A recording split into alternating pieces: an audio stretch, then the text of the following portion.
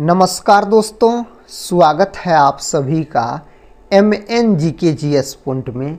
आप सभी दोस्त लोग कैसे हैं? हम उम्मीद करते हैं कि बहुत अच्छे होंगे और आप सभी दोस्त लोग अपने एग्ज़ाम की तैयारी में लगे होंगे।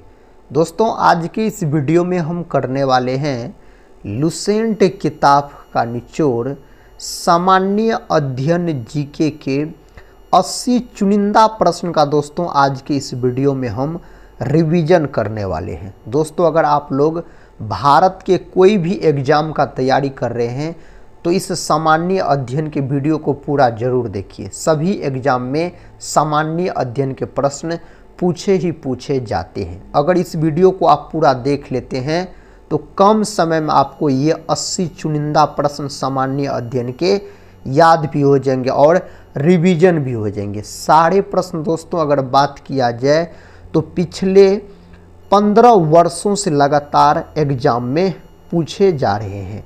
जैसा कि आपको पता भी होगा, पूछा गया प्रश्न दोस्तों एग्ज़ाम में बार बार रिपीट किया जाता है। तो चलिए दोस्तों, आज के इस सामान्य अध्ययन के वीडियो को हम और आप मिलके बहुत ज़बरदस्त तरीके से शुरू करते हैं। आज का दोस्तों फर्स्ट क्वेश्चन है, निम्नलिखित में से कौन सा कर प्रत्यक्ष कर है? यहाँ पर सही उत्तर हो जाएगा ऑप्शन सी, धन कर जो है यहाँ पर दोस्तों प्रत्यक्ष कर है। अगर साथी आपसे पूछ लिया जाए जीएसटी के बारे में तो जीएसटी बोल सकते हैं एक प्रकार का अप्रत्यक्ष कर है। भारत में जो जीएसटी लागू हुआ था, कब लागू हुआ था? 1 जुलाई 2017 में लागू हुआ था जीएसटी अपना देश भारत में। जीएसटी लागू करने वाला प्रथम देश अगर पूछा जाए तो फ्रांस बोल सकते हैं। 1954 में जीएसटी लागू हुआ था फ्रांस में। और दोस्तों जीएसटी का बात किया जाए तो जीएसटी दिवस अपना भारत में 1 जुलाई के दिन मनाया जाता है।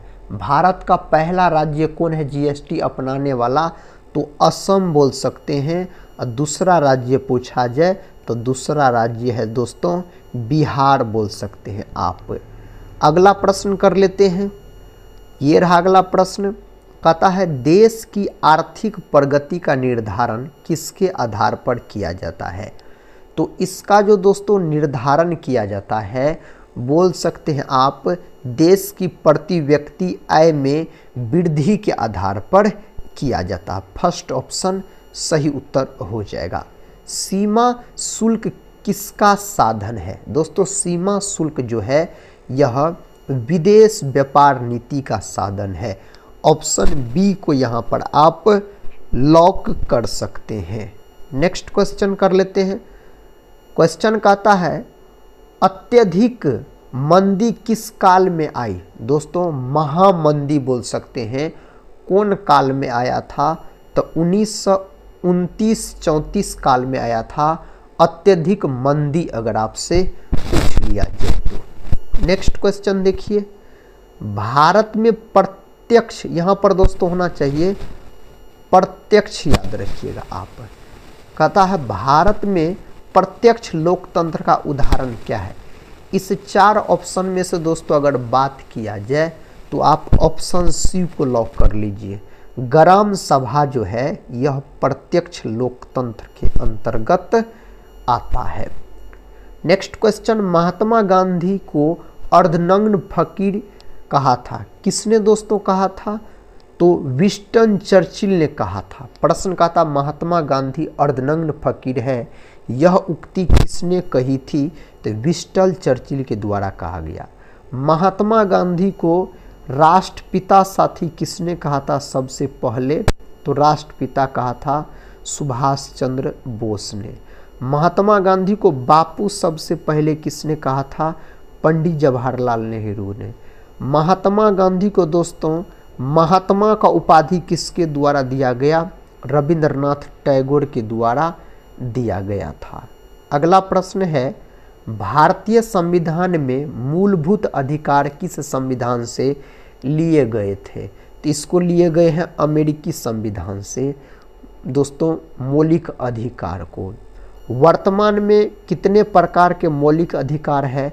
तो 6 प्रकार के मौलिक अधिकार है। अगला प्रश्न है, राज्य विधानमंडल के अनुमोदन के बिना राज्यपाल द्वारा जारी अध्यादेश कितनी अवधि के लिए लागू रहेगा? तो दोस्तों 6 सप्ताह के लिए लागू रहेगा। ऑप्शन बी सही उत्तर हो जाएगा। कहता है इच्छा सब कष्टों का कारण है, इसका प्रचार करने वाला धर्म कौन सा है? उस धर्म का नाम है बौद्ध धर्म। बौद्ध धर्म के संस्थापक आपसे पूछा जाए तब आप गौतम बुद्ध बोल सकते, यानी महात्मा बुद्ध दोस्तों इसके याद रखिएगा संस्थापक हो जाते हैं। जैन धर्म के साथी अगर संस्थापक आपसे पूछा जाए तब आप क्या बोलिएगा? ऋषभ देव जो है यह जैन धर्म के संस्थापक हो जाते हैं। नेक्स्ट क्वेश्चन साथियों, कहता है जैन साहित्य को क्या कहते हैं? दोस्तों जैन साहित्य को क्या कहा जाता है? सही उत्तर यहाँ पर हो जाएगा आगम कहा जाता है। वेद की संख्या पूछा जाए तो 4 है वेद की संख्या, यही वेदांग पूछा जाए तो 6 है। 19वीं शताब्दी के अंत में कौन सा देश सबसे बड़ी औपनिवेशिक शक्ति के रूप में उभरा? तो साथी ब्रिटेन बोल सकते हैं आप। ऑप्शन बी ब्रिटेन सही उत्तर हो जाएगा। संगम काल में रोमन व्यापार का केंद्र बताइए। संगम काल में साथी तो बोल सकते हैं मुसिरी, मुसिरी बोल सकते हैं। ऑप्शन डी सही उत्तर हो जाएगा। कन्याकुमारी से कोलंबो जाने के लिए कहता क्या पार करना पड़ता है? कन्याकुमारी से कोलंबो जाने के लिए दोस्तों पार जो करना पड़ता है मन्नार की खाड़ी को पार करना पड़ता है। विकल्प सी सही उत्तर हो जाएगा। भारत में निम्नलिखित में से किस राज्य में सबसे लंबी तटरेखा है? तो साथी गुजरात राज्य में सबसे लंबी तटरेखा है। गुजरात नहीं दिया रहता तब आप आंध्र प्रदेश को लॉक करते। सबसे छोटी समुद्री तटरेखा वाला राज्य पूछा जाए तो गोवा को आप लॉक कर सकते हैं। अगला प्रश्न है दोस्तों, भारत में कौन सी नदी को खुला नाला कहा जाता है?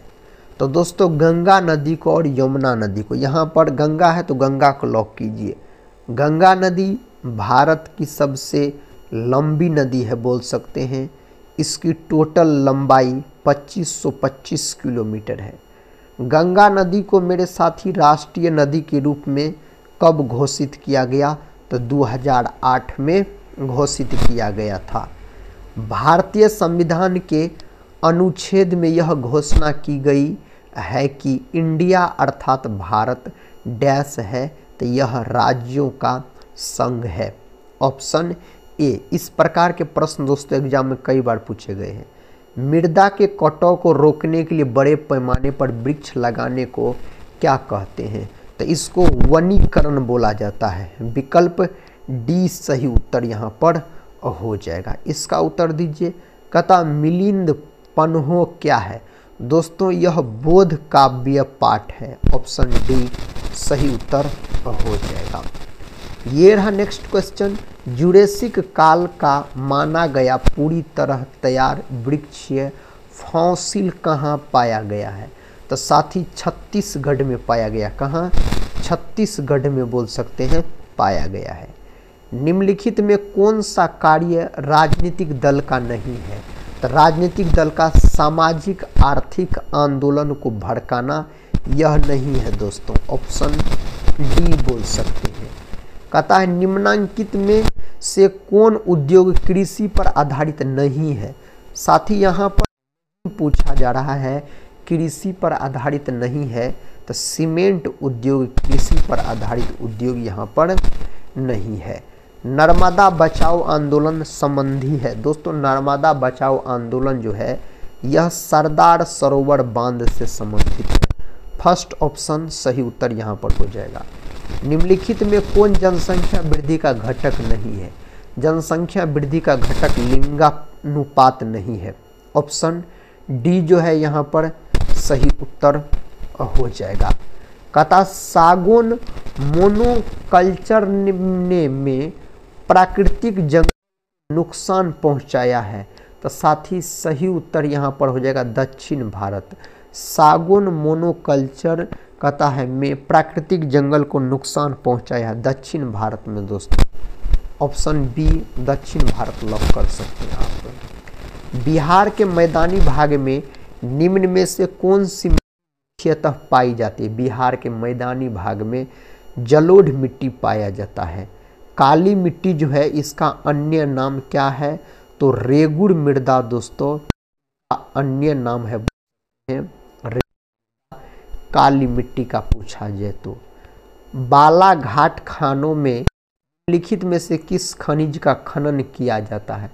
कौन खनिज का दोस्तों खनन किया जाता है? तो कॉपर का याद रखिएगा, जिसको तांबा भी बोला जाता है। Cu इसका क्या होता है? तो प्रतीक होता है। मेगास्थनीज ने पाटलिपुत्र की यात्रा किसके शासनकाल में की थी? किसके शासनकाल में? तो चंद्रगुप्त मौर्य के शासनकाल में। मेगास्थनीज साथियों यूनानी दार्शनिक थे, याद रखिएगा आप। इंडिका नामक पुस्तक किसके द्वारा लिखा गया था? तो इंडिका नामक पुस्तक मेगास्थनीज के द्वारा लिखा गया था। चंद्रगुप्त प्रथम का बात करते हैं तो गुप्त वंश का वास्तविक संस्थापक माना जाता है। हर्षवर्धन के समय में ह्वेनसांग भारत आए थे। चंद्रगुप्त द्वितीय के समय में दोस्तों फाहयान भारत आए थे, चीनी यात्री फाहयान। प्रश्न कहता कम्युनिस्ट शासन व्यवस्था किस देश में है? तो चीन देश में यह शासन व्यवस्था मौजूद है। भारत में आपातकाल लागू हुआ 1962 में सर्वप्रथम भारत में आपातकाल लागू हुआ। एक 1971 में भी दोस्तों हुआ था और 1970 में भी बोल सकते हैं। नेक्स्ट क्वेश्चन की तरफ बढ़ते हैं। क्वेश्चन कहता है भारत छोड़ो आंदोलन के प्रस्तावक कौन थे? पंडित जवाहरलाल नेहरू।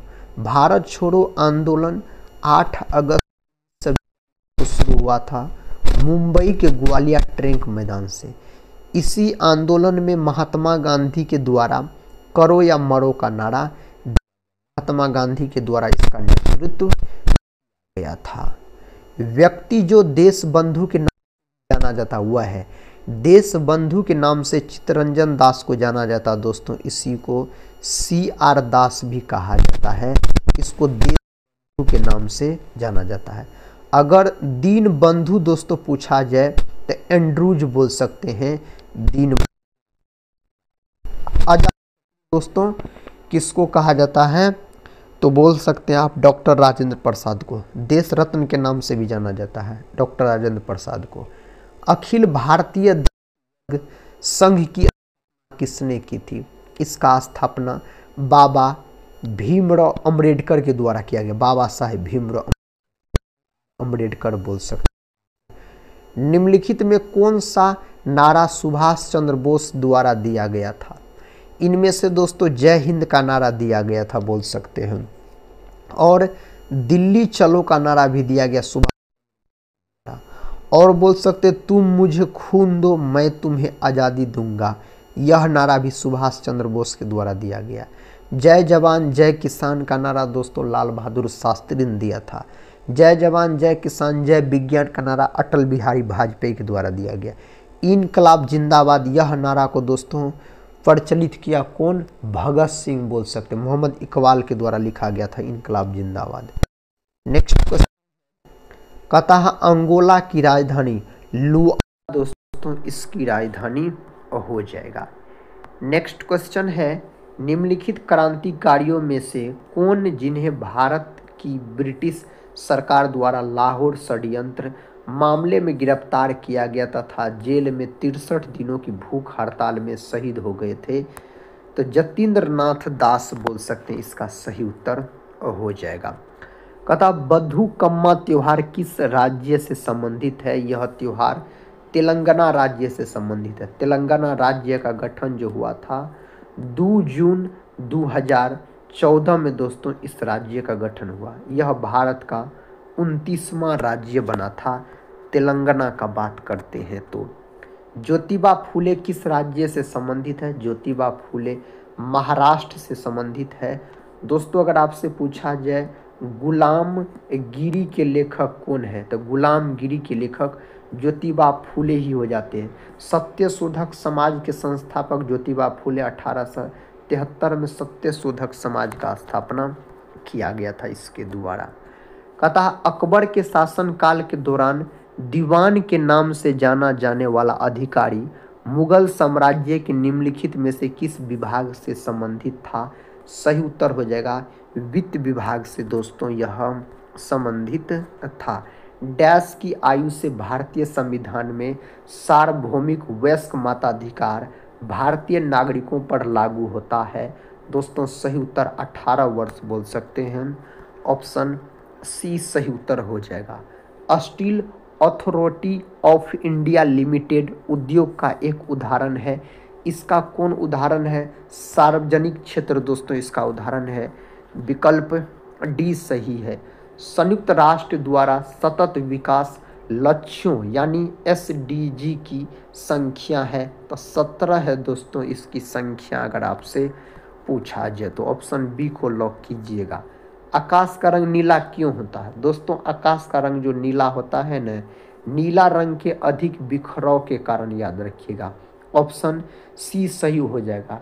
प्रकाश के प्रकीर्णन के कारण बोल सकते हैं आकाश का रंग नीला होता है। प्रकाश के प्रकीर्णन के कारण अधिकतर ऑप्शन में रहता है। प्रश्न कहता दूरदृष्टि दोष जिसको हाइपरमेट्रोपिया कहा जाता है और निकट दृष्टि दोष मायोपिया कहा जाता है। दीर्घ दृष्टि दोष या दूरदृष्टि दोष को ठीक करने के लिए कहता है किस प्रकार के लेंस का उपयोग किया जाता है? तो दोस्तों दूरदृष्टि दोष रहेगा ना तो उत्तल लेंस, और बोल सकते हैं आप निकट दृष्टि दोष रहेगा तो अवतल लेंस को लॉक कर सकते हैं। अगला प्रश्न है कहता चालकता का एसआई मात्रक क्या है? चालकता का एसआई मात्रक क्या होता है दोस्तों?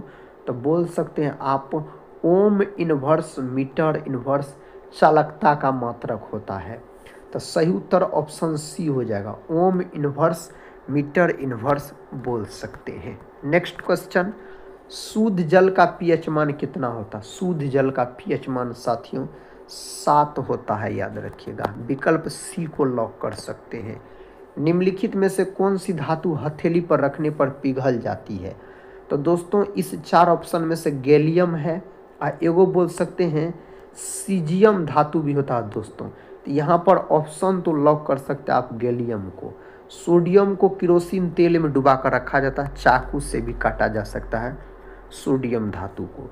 मानव शरीर में जल का अवशोषण कहाँ होता है? बड़ी आंत में दोस्तों जल का अवशोषण होता है। नेक्स्ट क्वेश्चन है कहता हाइड्रा में प्रजनन की विधि क्या है?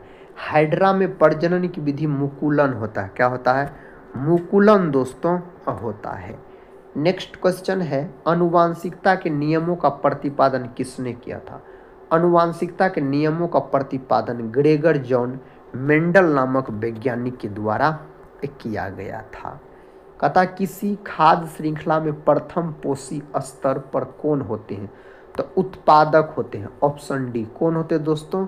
उत्पादक होते हैं, याद रखिएगा। नेक्स्ट क्वेश्चन है मलेरिया किसके द्वारा एक व्यक्ति से दूसरे व्यक्ति तक स्थानांतरित होता है दोस्तों? तो इसका सही उत्तर हो जाएगा एनाफिलीज मच्छर के द्वारा। विश्व मलेरिया दिवस कब मनाया जाता है? तो 25 अप्रैल के दिन मनाया जाता है। और बोल सकते हैं मलेरिया का जो दोस्तों खोज किया गया था इसके वैक्सीन का, तो रोनाल्ड रॉस नामक वैज्ञानिक के द्वारा किया गया था इसका खोज। कहता लीवर किससे भरपूर होता है? लीवर यानी दोस्तों बात हो रहा है यकृत का। इसका सही उत्तर हो जाएगा प्रोटीन। प्रोटीन का फैक्टरी पूछा जाए तो राइबोसोम को प्रोटीन का फैक्टरी कहा जाता है, राइबोसोम को। और बोल सकते प्रोटीन जो होता है यह अमीनो अम्ल के मिलने से बनता है। अगला प्रश्न कर लेते हैं। कहता है अमरबेल यानी कसकुटा क्या है? तो यह एक प्रकार का परजीवी दोस्तों पादप है, अमरबेल का अगर बात किया जाए तो। नेक्स्ट क्वेश्चन देखिए, कहता है प्रकाश के विद्युत चुंबकीय स्वरूप की खोज किसने की? इसका खोज जो मेरे साथी किया गया किसके द्वारा किया गया? आप सही जवाब मैक्सवेल को लॉक कर सकते हैं। स्नेल का नियम आपको याद है, म्यू बराबर sine i but sine r, इसको स्नेल का नियम कहा जाता है। नेक्स्ट क्वेश्चन कर लेते हैं। कहता किसी पदार्थ का फोटोग्राफ लेने के लिए अपेक्षित उद्भासन काल किस पर निर्भर करता है? तो दोस्तों यह जो निर्भर करता है पदार्थ की चमक पर निर्भर करता है। फर्स्ट ऑप्शन सही उत्तर हो जाएगा। वातावरण की वह परत जो रेडियो तरंगों को परावर्तित करती है कौन सी है? यह कौन सी है? तो आयन मंडल बोल सकते हैं। फर्स्ट ऑप्शन सही उत्तर हो जाएगा। नमक का भारी मात्रा में सेवन करने के बावजूद किस पशु को उच्च रक्तचाप नहीं होता है? तो ऊंट को दोस्तों नहीं होता है। विकल्प डी यहाँ पर सही उत्तर हो जाएगा। निम्नलिखित में से कौन ऑक्सीजन रहित रक्त मानव शरीर के विभिन्न भागों में से हृदय में लेता है? तो दोस्तों हृदय में जो लेता है इसका सही उत्तर नसें होना चाहिए, ऑप्शन ए। अगला प्रश्न है पीत कहाँ संग्रहित होता है? तो दोस्तों पीत निकलता है यकृत से। पीत हरा रंग का एक क्षारीय द्रव है जो यकृत से निकलता है और पित्ताशय में जमा होता है। ऑप्शन सी को आप लॉक कर सकते हैं। निम्नलिखित में से कौन एक संयोजी उत्तक नहीं है? संयोजी उत्तक नहीं है पूछा गया है तो हृदय पेशी यहाँ पर संयोजी उत्तक नहीं होगा। मांसपेशियों में थकान की इकट्ठे होने से होता है। लैक्टिक अम्ल के जमा होने से दोस्तों मांसपेशियां जो होता है थकान महसूस करता है। नेक्स्ट क्वेश्चन है निम्नलिखित में से किस तरंग की आवृत्ति सबसे अधिक है? तो दोस्तों यहाँ पर सही उत्तर हो जाएगा गामा किरणें की आवृत्ति सबसे अधिक है। प्रश्न कहता साफ रातें बादल वाली रातों से ठंडी क्यों होती है? तो विकिरण के कारण ऐसा होता है मेरे भाई, विकिरण के कारण। भगवान जिन्होंने हमें जीवन दिया उसी समय हमें स्वतंत्रता भी दी है, किसने कहा था? यह कहा गया था जेफरसन के द्वारा यह कहा गया था कथन। कहता किस स्थान पर हड़प्पन समय के रथ की एक प्रतिमा प्राप्त हुई थी? कौन स्थान पर हुआ था? दैमाबाद बोल सकते हैं। दैमाबाद साथी कहाँ पड़ता है? आप लोग कमेंट बॉक्स में बताइएगा अगर पता है तो। कहता है विक्रमशिला विश्वविद्यालय का संस्थापक, तो दोस्तों धर्मपाल हो जाएगा। विक्रमशिला विश्वविद्यालय के संस्थापक अगर आपसे पूछा जाए तो। जब भारत स्वतंत्र हुआ उस समय इंग्लैंड के प्रधानमंत्री कौन थे? उस समय इंग्लैंड के प्रधानमंत्री क्लीमेंट एटली थे दोस्तों, इंग्लैंड के प्रधानमंत्री। निम्नलिखित में से कौन सी पर्वत श्रृंखला यूरोप तथा एशिया को अलग करती है? तो यूराल पर्वत श्रृंखला बोल सकते हैं अलग करती है। निम्नलिखित में से भारत का कौन सा राज्य अंतर्राष्ट्रीय थल सीमा साझा नहीं करता है? तो आप मध्य प्रदेश बोल सकते हैं, यहाँ पर सही उत्तर हो जाएगा। निम्नलिखित में से किस राज्य में शहरीकरण का स्तर सबसे कम है? दोस्तों कौन राज्य में सबसे कम है? तो पहला स्थान पर आता है आपको हिमाचल प्रदेश और दूसरा स्थान पर आता है बिहार। तो हिमाचल प्रदेश ऑप्शन में तो नहीं दिया गया है तो आप बिहार को लॉक कीजिए, ऑप्शन बी को लॉक कर सकते हैं। भारत के संविधान का कौन सा अनुच्छेद मौलिक अधिकारों को लागू करने के लिए सर्वोच्च न्यायालय में याचिका दायर के अधिकार की गारंटी देता है? तो उस अनुच्छेद का नाम है अनुच्छेद 32 दोस्तों बोल सकते हैं आप। नेक्स्ट क्वेश्चन है राज्यसभा का सदस्य बनने के लिए न्यूनतम आयु कितनी होनी चाहिए? राज्यसभा का सदस्य बनने के लिए 30 वर्ष बोल सकते हैं आप।